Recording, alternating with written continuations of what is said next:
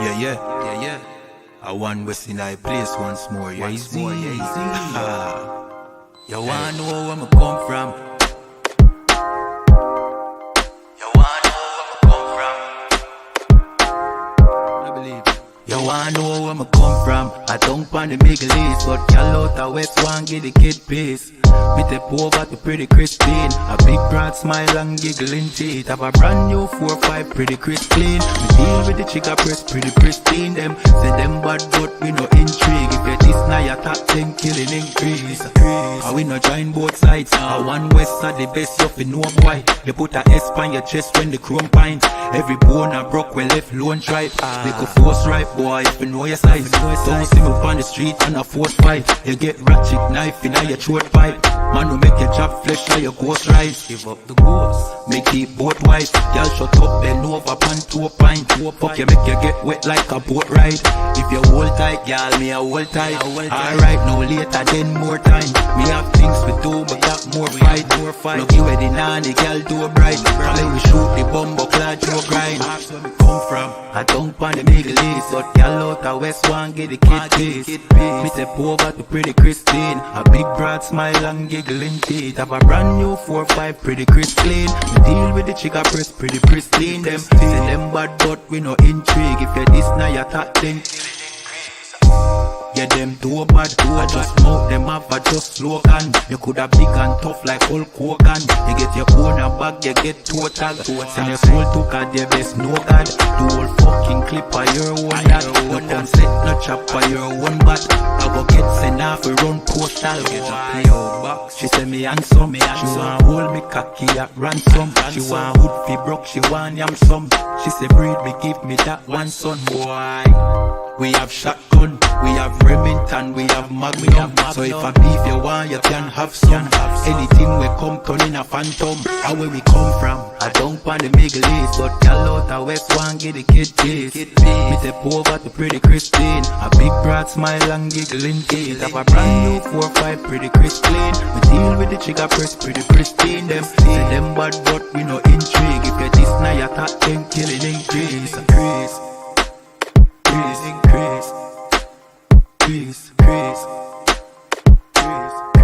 You know. Yeah, easy. I want what's in I building. I know when we come through, just hide the gal them and hide the liquor.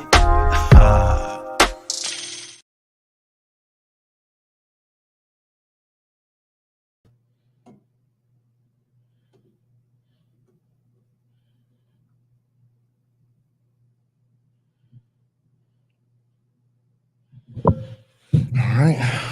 Testing 1 2. Testing 1 2. Can you hear me? Can you hear me? Can you hear me?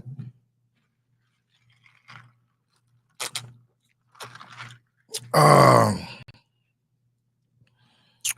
right. First, let's get a Most High hand.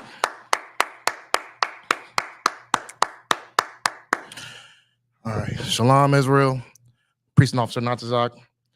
We got Tuesday night Brotherhood class coming at you once again. You know what I mean? We're going to get it in real quick. Ain't going to hold you for too long. We're going to get a couple of good, quick little precepts in, a little topic going on right now. And I'm gonna send y'all on y'all way. That's it. You know what I'm saying? So first and foremost, we're gonna get into a very, very, very important and heavy topic, which is our King himself, right? So the title says the word, right? We're gonna talk about Christ. This is what we're gonna get into as far as detail, because a lot of people assume or think that they know Christ when they absolutely know nothing about Christ. They know more about the Christian Christ, which is Caesar Borgia. You know what I'm saying? They don't really know about the Christ of the Bible. You know what I mean? Yahushua Mashiach in Hebrew. You know what I mean? They don't really know about our King. You know what I mean? The King that is actually written within the scriptures of this book. You know what I'm saying? They only know about what they've been told. Only know about like old fable tales and folklore about a man who never existed, but they don't know about the Christ in this Bible. You know what I mean? But we're gonna teach about it, right? So We're gonna get an understanding about who Christ is. We're gonna get an understanding about Christ's life, and we're gonna get an understanding of just get a little background on him real quick, right? You know what I'm saying? It's important to understand this. It's real important to understand this because of the times that we're living in right now. You know what I mean? And in this particular time period that we are living in right now, we're starting to see the entrance of our King, Yahweh Shai Mashiach. You know what I mean? And everybody thought that he would come in and it would be a glorious scene, and it would be a scene of kindness and a scene of pleasure and a scene of no. Christ is not coming to bring any of those things. He's not coming for your enjoyment. He's not coming for you to have a good time. You know what I mean? Christ's entrance to this world is going to be through war, through fire, through smoke, and through blood. You know what I mean? But we have to understand that because we've been being taught that Christ loves everybody. If you love everybody, you're not coming back to harm anyone. You're not coming back to spread justice. You're coming back to check everybody and get everybody in order and give everybody a hug, right? That's if you love everybody. But that's not the Christ that we see that's in this book. That's not the King that we see in this book. We know who Christ is. We know what Christ is going to do when he gets back. You know what I mean? And he's not coming to give hugs. He's not coming to give kisses. He's not coming to give gifts. He's coming to give war. He's coming to give warfare. And who is he giving warfare to? Well, you got to understand him in order to get that, right? So let's get an understanding about him, right? First of all, let's get into detail. Who is Christ? Who is he? Let's get into Christ's genealogy first. You know what I'm saying? So we're going to go to Matthew 1:1. So first of all, Christ. Let's get into his parents. His parents. His mother and his father. His mother is Mary. His father is Joseph. You know what I mean? That's written in the Bible. There's nothing that should say that Christ did not have a father, that Christ magically appeared on earth. That's not no scriptures in the Bible that says that. He did not just appear. His parents came and they came together and did exactly what your parents did. They did exactly what my parents did. They did exactly what your parents' did, or your parents' did. They came together and they had a physical relationship. You know what I'm talking about. You know what I mean? They consummated. They had pleasure in the bedroom. That's the best way I could put it. You know what I mean? Christ's mother and father had pleasure in the bedroom, just like your parents had pleasure in the bedroom, and my parents had pleasure in the bedroom, and now we're here. Okay? So that's how Christ came. Christ had a mother and a father. His father Joseph, his mother Mary. Okay? You have to understand that. To think that Christ is some type of angelic angel that came from the sky is just taking away the things that he's had to sacrifice in order to be in the position he's in right now. You're taking away things from him. You know what I mean? You're making them into something that you're not. So you're making it seem as if the things that you feel that you lack and that you lose to, Christ was able to beat it because he wasn't like you. And that's not true. Christ came on this earth to be just like you. You know what I mean? Other than sinning, Christ came to, it behooved him to be made like his brethren. And how were you made? With a mother and a father having pleasure in the bedroom. So Christ's parents had him. Okay? So that's just the gist of the whole situation. You have to understand, you have to push that wicked spell off you, that Christian spell off you in order to be able to really understand Christ and really understand what he went through. Because in your days right now, you probably fail at the things that you lust for. You probably fail at those things. because of the thing that you give excuse after excuse, and you think about things that, oh well, if this was like this and I wouldn't be doing this, and this is like this I wouldn't be doing this. But Christ didn't have those excuses. Well, Christ had the same type of ways of thinking.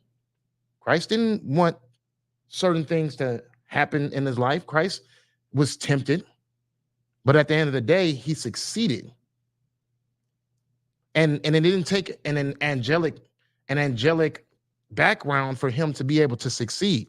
It just took him knowing what the mission is, and it took him understanding what he needed to do, and him taking it to the next level as far as actually executing the mission.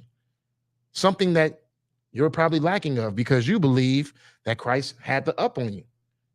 But at the end of the day, those feelings that you feel before you go out and you decide to make those actions of sinning, before you go out and make those actions of wickedness, just think that those same thoughts or those same urges probably went through Christ's head as well. Only thing is he just didn't do it, but you do. So you have to shake off that mindset that there's something angelic and Christ had the up on you, because it's not true. That's what we're going to take out at first, right? So Christ had parents. You know what I mean? Let's go to Matthew 1:1. Christ came from the seed of David. What is a seed? What is a man's seed? It's a sperm, right? Christ came from the seed of David. He came from the lineage of David. Through what? The flesh. We'll get to it. You know what I mean? But let's get an understanding that the only way of Christ coming through the lineage of David is in order for him to come through that lineage, he had to come through the seed, which is, you know what I mean? He had to come through a male seed, which is his father, Joseph, right? So Matthew 1:6, it says, and Jesse begat David the king, and David the king begat Solomon of her that had been the wife of Urias, which is talking about Solomon, King Solomon, right? So all these generations go down until we get to verse 16. Verse 16, it says, and Jacob begat Joseph. Who is Joseph? Mary's husband. We just about to say it right now. Her husband. Her husband being is the fact that they had sex. That's why that's Mary's husband. Not because of a ceremony or a dance or a contract. It's because they came together and had sex. That's why Joseph was Mary's husband, right?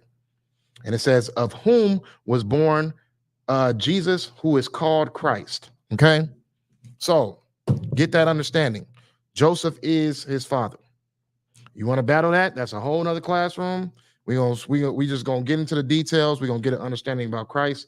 If you want to battle, you know what I mean, what is it called? Immaculate Conception or reincarnation, all these things like that. That's another class for another topic.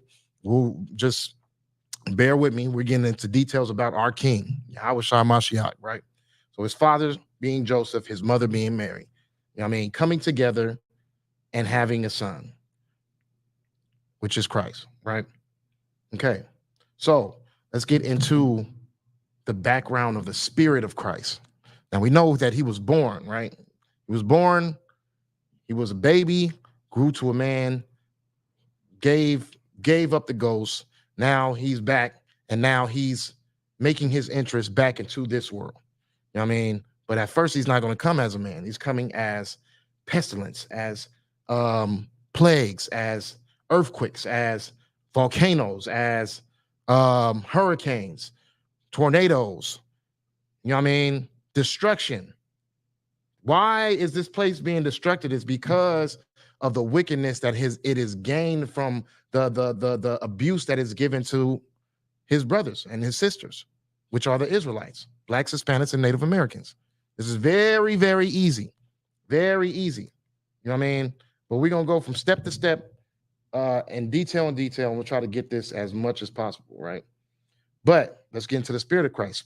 Christ is the first creation of the Most High God, right? Of his Father. Father being because he is the first creation. Now you gotta think. It gets way more deeper than what you think Christ is. You think, for some reason, Christ is the reason. Christ is God. Christ is his Father, which is pretty much saying that he's a schizophrenic as well, because you're saying that he's been speaking to himself throughout the whole New Testament, which is not true. You know what I mean? He's speaking to his Father, and he's speaking to his Father because he is the Spirit of Christ is the first creation of God. Okay. And then Christ was ordered, him and the angels, to go out, and he was given power. We're going to get into that in a second so you can get an understanding about what Christ truly is, because it's way deeper than just him being perfect on earth and dying on the cross. It's way more deeper than that. You know what I mean? You have to really, really understand who our King is and what he has done for not only the world we live in, but for us. You know what I mean? So Christ being the first creation, Christ is the one who was given the order to go and create the heavens and the earth.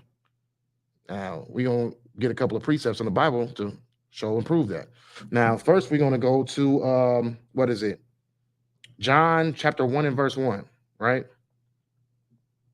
Let's get there real quick. And it says, the book of John chapter 1 and verse 1, it says, in the beginning was the Word, and the Word was with God, and the Word was God. The same was in the beginning with God.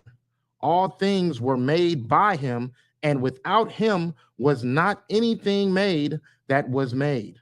In him was life, and the life was the light of men.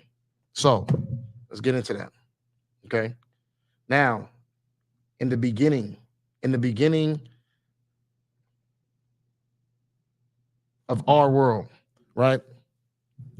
This planet that we live on, you know what I mean? The air, the oceans, the fields, I said the ocean, so the seas, the mountains, the sky. None of these things had form until Christ was given the order to form these things. Christ and the angels came, and this is where you get the book of Genesis. Does that mean that Christ is his Father? No. That just means that Christ was given the order to go and, you know what I mean, make these things. And these things that he created were so pleasing to the Lord that he allowed him to have rulership over them. Hence why you get from Genesis all the way to Revelations to the prophecy of Christ ruling this planet, this world, right? Okay. But it all goes through from Old Testament to New Testament of how the buildup happens, right? So in the beginning was the Word. What is the Word? What is the Word? Does anybody know? What is the Word?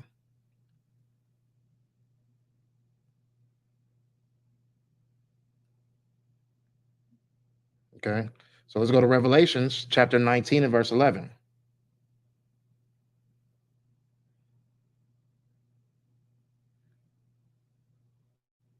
So this is the book of Revelations, chapter 19 and verse 11. It says, and I saw heaven opened, and behold, a white horse. And he that sat upon him was called Faithful and True. And in righteousness he doth judge and make war. His eyes were as a flame of fire. We know this is Christ, right? And on his head were many crowns. And he had a name written that no man knew, but he himself.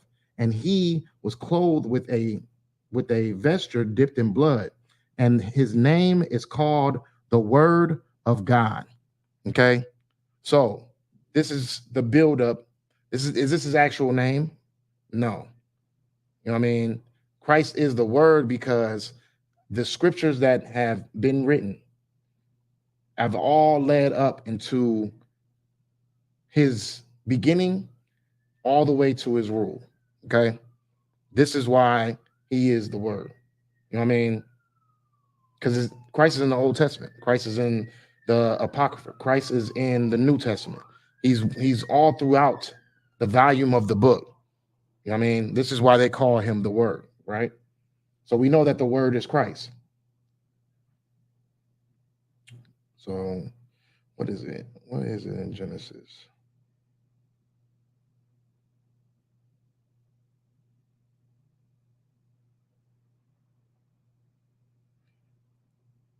Let me see. I'll go back to John 1:1. So just because we know that Christ is the word, right? So John 1:1. Let's see. So let's go back to it. In the beginning was the word, and the word was with God. Okay. So Christ was with God. Christ was with power. That is the definition of what God means. That is the translation of that word, God. It means power.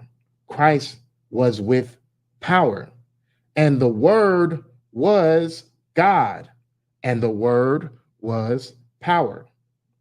The same was in the beginning with God, with power. All things were made by him, and without him was not anything made that was made. So, what do we get from that, right? So, nothing would be made if it wasn't for Christ. The things we see, the things we wake up to, the things we go to sleep to, those things wouldn't exist if it wasn't for Christ. Christ was given the order and given the power by God to be able to create those things. We're gonna go to what is it? The same was the beginning with God. That's Colossians 1:14, right? So let's go to Colossians 1:14.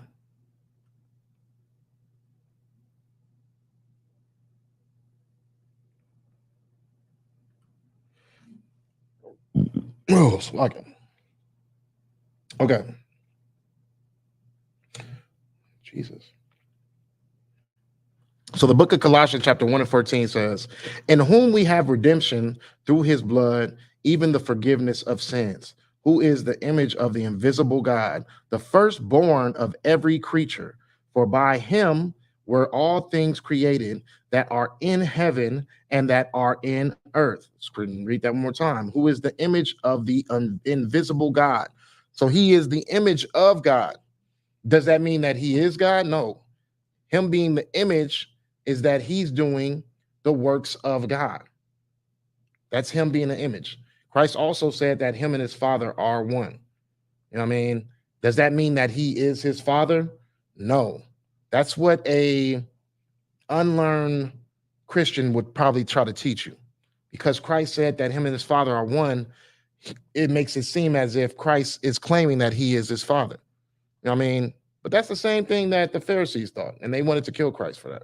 You know what I mean? So a Christian is no different from Pharisees or Sadducees. Just keep it off the rip with it. Christ is not claiming to be his Father. He's saying that he's in the image of him. My son is in the image of me. Why? Because he walks in the manner that I walk. He walks in the manner that I've raised him to be in, that I've taught him to be in. He does the things that he sees me do. He's walking in my, he's me and him are one. You know what I mean? And I raised him to be so. Does that mean that they were the same person? No.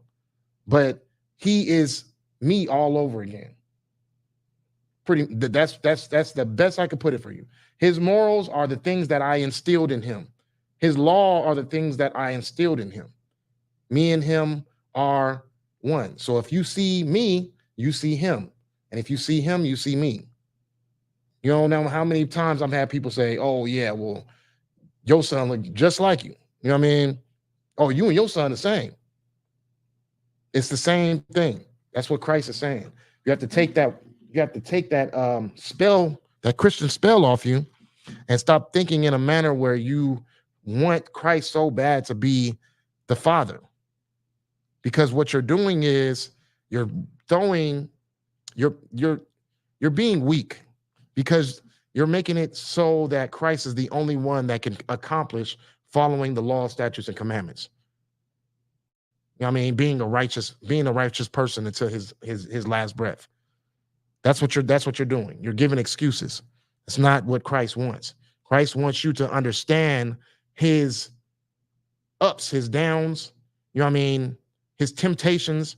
He wants you to understand those things so you can understand yourself and understand that whatever you're going through and whatever you tend to be dealing with, you can be able to defeat those things and you can be able to accomplish, not falling into that lustful spirit or that spirit of hatred towards your brother or that spirit of wickedness.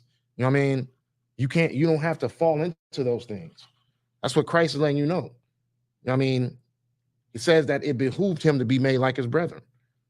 I mean, he's made just like us. You just want him to be more because you feel like he can take over the slack that you're slacking on. But that's not what you're here for. You're here so you can accomplish the battles that you're facing. Stop being so weak and trying to find excuses not to face those battles.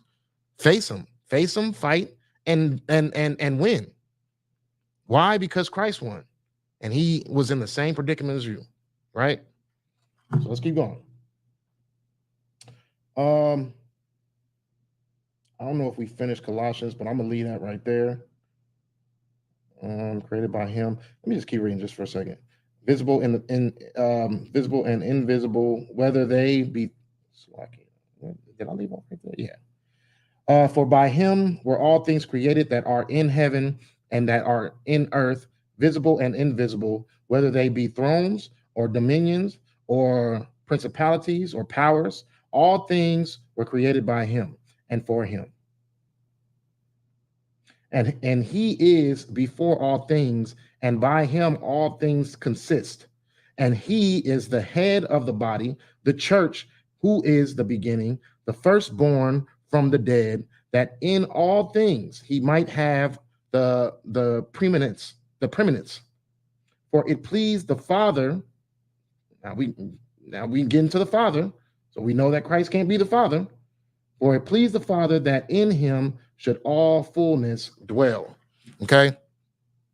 Now that's what we get. Now we have an understanding that Christ was given the power to be able to create all these things. We're talking about the Spirit of Christ. You know what I mean? Now we got to understand also, Christ has made 5 appearances in the Bible. You know what I mean? It pleased the Lord so much of the things that Christ created while he was given the power to create this planet, these creatures, these different beasts, you know what I mean? These different beasts of the field and all these things like that. It pleased the Lord so much that of the work he was putting in, that he gave him an opportunity to have dominion over all of these things that he's created. Right? Hence Adam. You know what I mean? So we got Christ's first appearance as a person, and he is Adam. So this is why it gets heavy, and people will think that you are losing your mind because they don't believe that reincarnation exists. They believe that you just die and you go to heaven and you live there and you have church forever. You know what I mean? But we know that this is not true. The Bible speaks of reincarnation. You want to battle that? Put it in the chat and we'll talk about it another day, because this is not based on what you want to battle. This is based on our King, Yahweh Shai Mashiach, right? But if it displeases you, we can get into that. We can get into that topic as well. I think we got into the topic a couple of times already, but we can get into that topic as well. Another day, let's talk about the King, right? So reincarnation exists. Christ made 5 appearances. He came back as Adam first. He came back as an appearance of Melchizedek. You know what I mean? And then he came back as Isaac. And then he came back as what else is next? Solomon. Then he came back as Christ. Okay. This is in a class of Christ written throughout the whole Bible.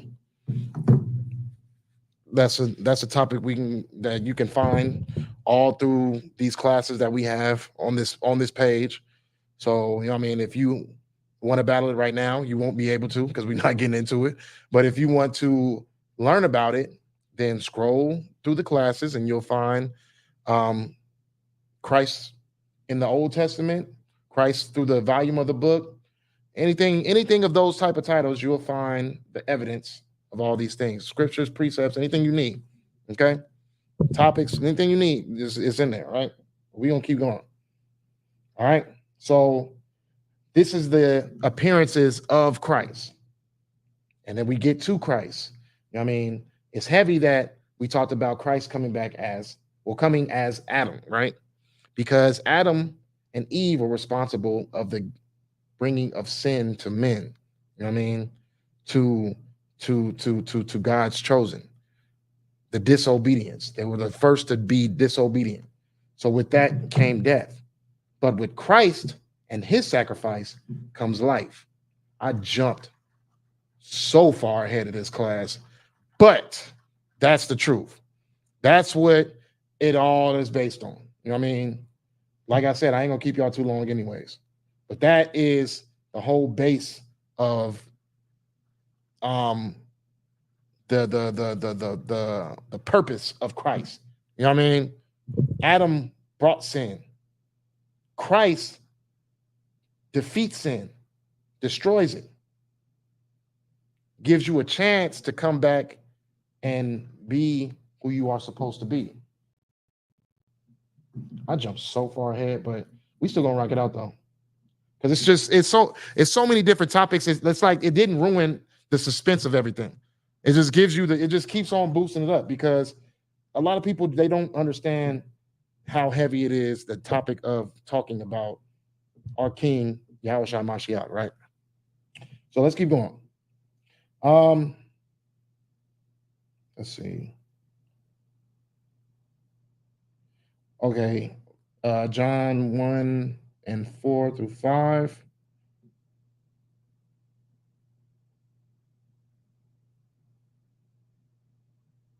John 1, 4 through 5. Let me see. I'm going to right now. Okay, in him was life, and the life was the light of men, and the light shineth in darkness, and the darkness comprehended it not. Does anybody know what the light is? Anybody? Am I blurry? Blurry.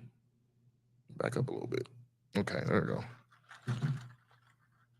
Does anyone know what the light is? In him was life, and the life was the light of men, and the light shineth in darkness, and the darkness comprehended it not.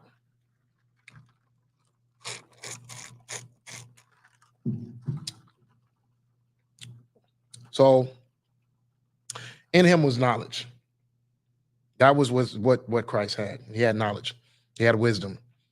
Wisdom and knowledge is compared to light throughout Song of Solomon, Wisdom of Solomon.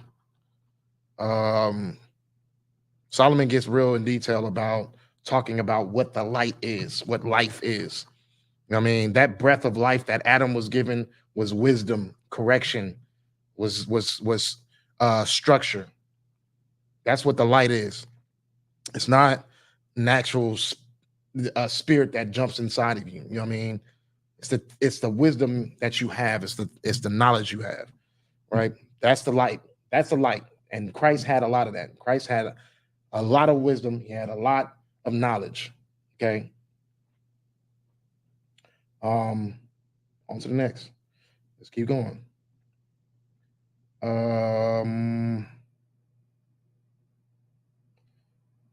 Let's go to John 1 and 12. I could just read the whole chapter. Take some time to read John 1 and 1. John chapter 1. You know what I mean? We ain't got that much time. We probably got about 30 more minutes left. But take your time to read John chapter 1. I'm just going to fly through this real quick. But it says, but as many as received him, to them gave he power to become the sons of God, even to them that believe on his name. So that's the thing too. And that meant, but many that receive him, that's not everybody in this world. You know what I mean? Just keep it real. Christ came only for Israel.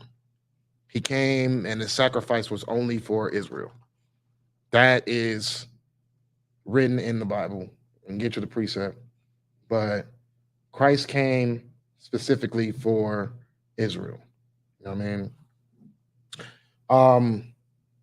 So it's not saying that everybody that's in the world that believes in him, he's given them the power to be sons of God, because God doesn't want Ishmael to be his son. God doesn't want Ham to be his son. God doesn't want Cush to be his son. God doesn't want Edomites to be his son. We know that God has no he has not dealt so with those nations. He has not dealt so with any other nations but the 12 tribes. So when we see precepts in that manner, and when you have that spell on you, you all of a sudden just assume that it's speaking about anybody can just believe on him, and anybody could, you know what I mean, have the opportunity to be a son of God. That's not true. Okay, that's definitely not true.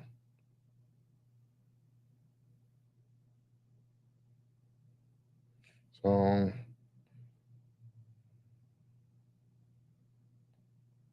let's see. Okay.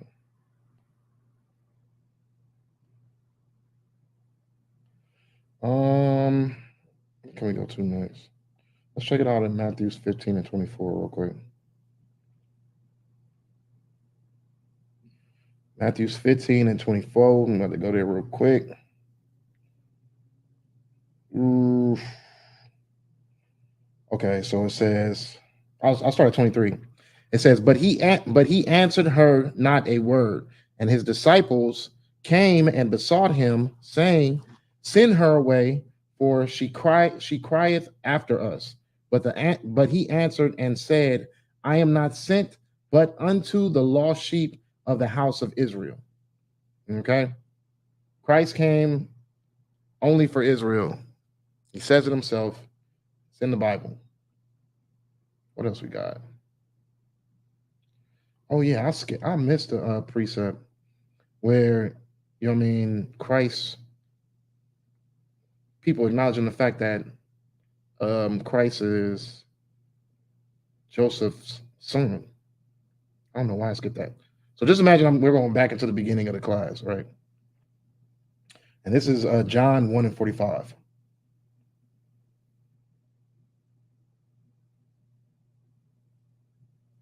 So the book of John, chapter 1 and 45, it says, Philip findeth Nathanael and saith unto him, we have found him of whom Moses in the law and the prophets did write, Jesus of Nazareth, the son of Joseph. Now, you got to slow that down just a little bit. You can't just fly right through that, okay? So they're saying that if Philip findeth Nathanael, right, and saith unto him, we have found him of whom Moses in the law and the prophets did write, Jesus of Nazareth, the son of Joseph. Moses in the law and the prophets. So they're saying themselves that Christ was mentioned in the Old Testament. You know what I mean? That go for you, Old Testament weirdos. You know what I mean, who believe that Christ and the New Testament is non-existent. I mean, they wrote about Moses. Moses and them wrote about Christ. The prophets wrote about Christ. So Ezekiel, Isaiah, you know what I mean? David, all of them wrote about Christ in the Old Testament. There's precepts showing the prophecy of Christ coming and being the savior of Israel. You know what I mean? People just don't want to believe that, because specifically it's speaking of that savior only for Israel. They're not speaking of savior of the world. This savior is just coming specifically for Israel.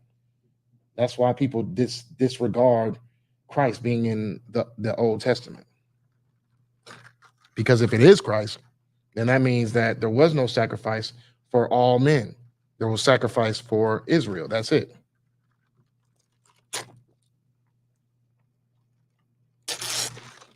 Let's keep going.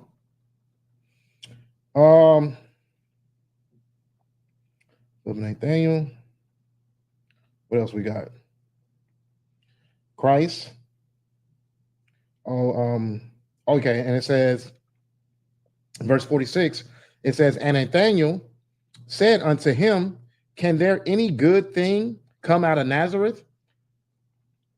Take that as, can there any good thing come out of Nazareth? That's saying Christ came out the ghettos just like, you know what I mean, the majority of us Blacks, Hispanics, and Native Americans.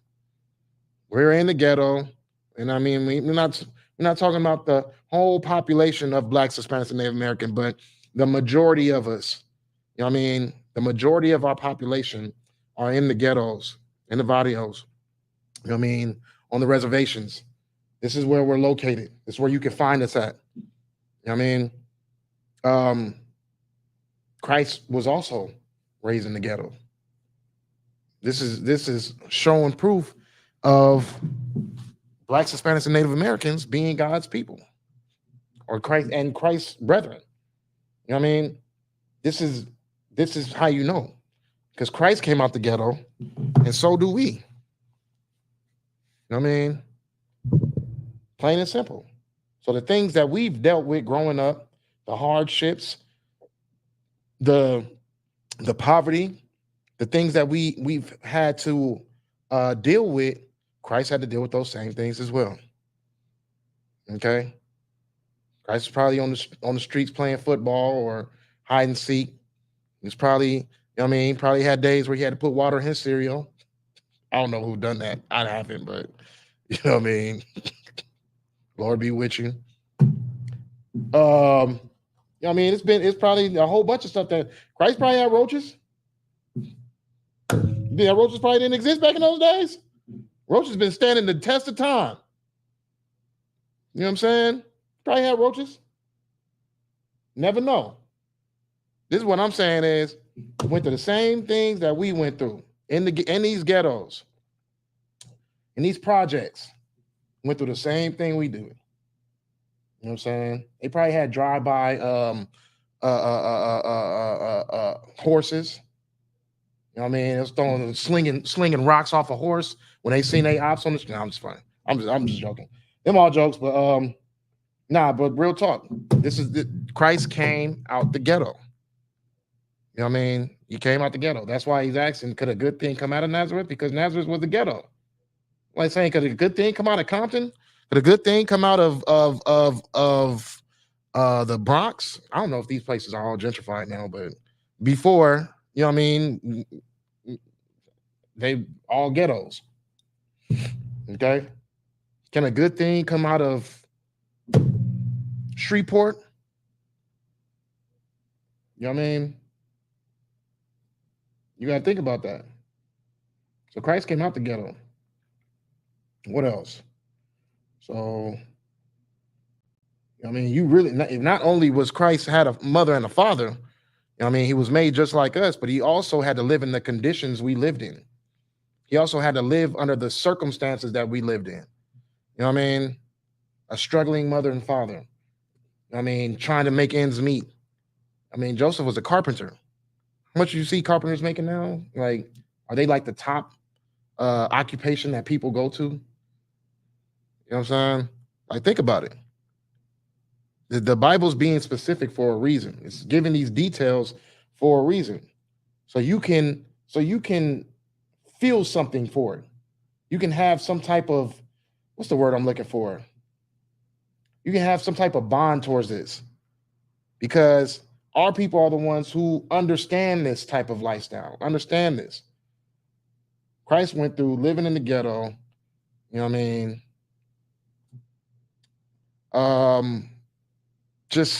And then the lifestyle that he chose was to be the high priest. You know what I mean? He chose the Father over everything. I mean, even as a child, he could have been outside playing football. You know what I mean? For the what do you call it? The Nazarite high school. What do you call it? NH8. How would you say Nazareth High School? NHS. You know what I mean? He could have probably played for his high school in NHS, the Nazareth High School. You know what I mean? He probably could have been outside playing hide and seek. He chose to learn the scriptures. He chose, and it's not something that's unheard of. I mean, we have brothers in this school who are as young as 12, 11. You know what I mean? Sitting in class, all black, sitting in class trying to become officers. Like, it's not something that's not being seen before. You know what I mean? It's just the lifestyle that Christ chose. So let's keep it going. Let's keep this thing going. We had a dedicated young child who was so had so much zeal for the Lord. You know what I mean? He was in the temples even at the teaching at the age of 12. So, you know what I mean? You got to think about how on fire Christ was for the scriptures, for his father. You know what I mean? Let's keep it going. All right, so I won't read that one.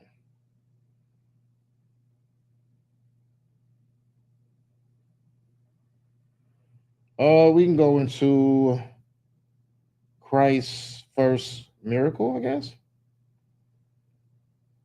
So we're gonna go to two and one. John 2:1. So Christ knew what he was capable of doing, right? He knew his mission. He knew when he needed to start his mission. So, you know what I mean? He's just enjoying his time until it was time for him to get to that work. And once it's time for you to be called to go do that work, you got to answer that call. A lot of people get called and a lot of people don't answer that call. You know what I mean? We here in ISUPK, we chose to answer this call. You know what I mean? When we were called, we came and we answered the call. We were called to be priests. We were called to be troopers. We were called to be young men, whatever it was. We came in and we answered that call. Christ was preparing himself for that time period where he had to answer that call, because he already knew what the start off point and the end off point were going to be. But all in all, you know what I mean, he just didn't choose to do the wrong things. So he was a solid brother, right? Solid brother. All right, so we can read John 2:1. And it says, and the third day there was a marriage in Cana of Galilee, and the mother of Jesus was there. And both Jesus was called and his disciples to the marriage. And when they wanted wine, the mother of Jesus saith unto him, they have no wine. Jesus answered unto her, woman, what have I to do with thee? My hour is not yet come. So that gives you insight about people trying to make Mary angelic, make her into a angelic creature as well. Just as well, they try to make Christ into an angelic creature. All these things are folklore, old fable tales, just nonsense. I mean, Christ was talking to his mama like she was just annoying him, like not all the time. You know what I mean? Of course, he loved his mother, but it's just, you know what I mean, when it came to serious business, he just like, you know what I mean, like leave me alone. Like that's not what I'm trying to do right now. I'm not trying to stir up that attention yet. It's not that hour yet. When that hour comes, that's going to be the beginning of his end. You know what I mean? So like you could see why it probably irritated him. Like, nah, hold on, chill. Like I'm trying to enjoy myself without the stress of knowing that that time is here. Because when that time is here, he knows what he has to do. He knows he has to be the sacrifice. He knows he has to die. So, you know what I mean? I can see why he's irritated in that moment. Like, woman, what have I to do with you? What am I going to do with you? Like, just chill. Chill. You know what I'm saying? That was heavy right there. Anywho, where we leave off at? Woman, what have I to do with thee? So just getting back into that. People are going to try to create these angelic things because they want you to serve, they want you to pray, they want you to idolize, they want you to sin, they want you to treat something over than God. I've seen people pray to Mary. I've seen it with my own eyes. I mean, I've seen people hang up a picture, not even Christ's mother Mary. We're talking about Caesar Borgia's sister that they tried to make an image that is Christ's mother, which is not. But they use that folklore tale and combined it with scripture and tried to make a deity. Okay, so people pray to this image. People pray to Mary, which is a false idol, because Mary in the Bible was just Christ's mother. She didn't know what his mission was. She didn't know where he was going with it, whatever he was doing. She didn't know his if and buts or whatever he had on his mind. She didn't have a clue. She was just being his mother. I mean, she just knew he was capable of making some wine. You know what I'm saying? So Christ made some wine. Okay. So all in all, there was nothing angelic about Mary. Mary was just a woman who loved her son. That's it. She wasn't this angelic creature that, you know what I mean? They do it with Mary, they do it with Caesar Borgia, they do it with the Kaaba stone. They try to make all these objects and things and paintings and all these things into a god, which is not, or an angelic creature, which is not. All right, back to it. And it says, mine hour is not yet come. His mother saith unto the servants, whatsoever he saith unto you, do it. And there were set there 6 water pots of stone, after the manner of the purifying of the Jews, containing 2 or 3 frictions apiece. Jesus saith unto them, fill the water pots with water, and they filled them up to the brim. And he saith unto them, draw out now and bear unto the governor of the feast. And they bear it. And when the ruler of the feast had tasted the water that was made wine, and knew not whence it was, but the servants which drew the water knew, the governor of the feast called the bridegroom and saith unto him, every man at the beginning doth set forth good wine, and when men have well drunk, then that which is worse, but thou kept the good wine until now. This beginning of the miracles did Jesus in Cana of Galilee, and manifested forth his glory, and his disciples believed on him. So that's Christ's first miracle. We are not going to be able to get into all of the other miracles and the ending, but we can do a part 2 for sure. Definitely do a part 2. But this is just the start off of understanding Christ and his situation. You gotta really understand Christ. You have to understand his situation, his background. You gotta understand who our King is. You know what I mean? It's good for you to know. You might not believe it, but it's just good for you to know. You don't have to believe it. Just listen. You know what I mean? At the end of the day, that way you can be like, you know what I mean? I know Christ. Now, when he sees you, he's going to tell you he don't know you. But either way, you know what I mean? You can at least say you know him. Instead of this fake deity that's been created in the Christian church, or the Catholic church, you could just throw that away. You know what I mean? You can actually have a visual and an idea of the Christ in the Bible. at least. But going back to the heavy point of the spirit all the way up into the life of Christ, all these things correlate and matter in our lives and in this book.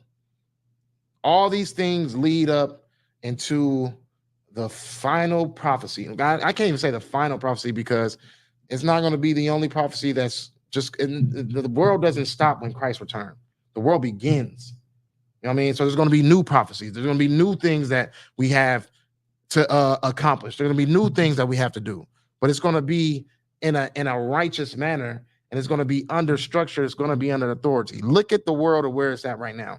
No structure, no authority. People are divided. People are fighting over who's going to rule. People's fighting over, oh yeah, what's this that's going to happen? Ports are being shut down. Famine's going to start. War is already at brink. Bombs are being dropped. Another hurricane's about to drop in like what, a couple of hours? You know what I mean? Like, get yourselves prepared because it may not be right now. It may not be today. It may not be tomorrow. It may not be next week. It may not be the week after that. It may not be next year. It may not be in this lifetime. It may not be after lifetime after that. But just prepare yourselves. Get right. You know what I mean? Fight those spells given to you from the Christian church. Fight that unwanted spirit. You know what I mean? Just fight. Stop falling into the same. It hasn't benefited you at all. I'm not just talking to. Yeah, I am. I'm just talking to the religious people. You know what I'm saying? You gotta break out of that narrative because as you read these scriptures, you're reading with a narrative already created in your mind. So you can't get past the things that you feel like you already know. It's not gonna your mind, that spirit is not gonna allow you to get past the things that you feel like you already know. You have to go into the details of this book without that the doctrine that's already been pushed in your mind. That doctrine has not benefited you at all. You know what I mean? You feel like, oh yeah, God's speaking to you personally. God is not speaking to you personally. It's not happening.